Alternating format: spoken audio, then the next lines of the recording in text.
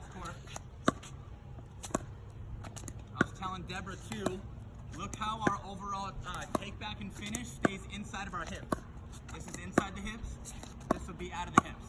This is out of the hips. See all this added baggage here. Okay, so you want to keep things tight, short, compact, and you know, almost feel like there's a ball in my right armpit, and I'm keeping that ball in there by keeping things short and compact. Okay, so don't let the paddle go outside the hip. Keep it inside the hips. Okay, so I'm going to show you two different types of dinks. Okay, I'm going to be pushing my dink. Kyle's going to be lifting his dink. You are going to be lifting a dink when you find that the ball is in your red zone. You are going to be pushing a dink and looking to be more aggressive when you find the ball's up a little higher and maybe it's in yellow. Okay? And sometimes when I'm hitting push dinks, I might even have to back up, give myself a little space, lose a little court position just to let the ball sit up a little higher so I can be a bit more aggressive with that push dink. Okay, so I'm going to be pushing. Kyle's going to be lifting. Look at my ball trajectory and then look at his.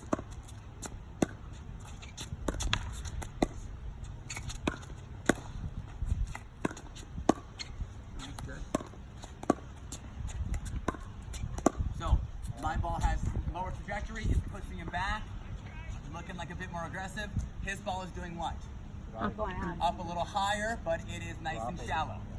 Plain and simple, it is so tough to push off of a push dink. You have to lift it back.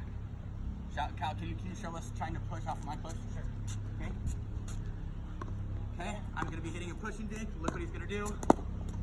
Again, sorry. Push dink. Beautiful.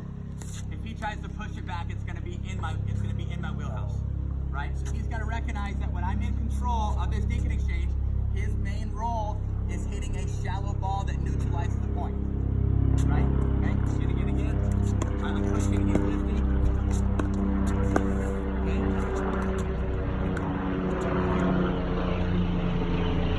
With this push in, the ball is going to be a little higher, and instead of aiming or swimming from 6 to 12, it's going to be more like a level plane. Standing in water with 2 hips, it's like you're trying to keep the paddle like directly above the water. There's a clock right here. I'm going to be starting at 3 and going to 9. Starting at 3, going to 9.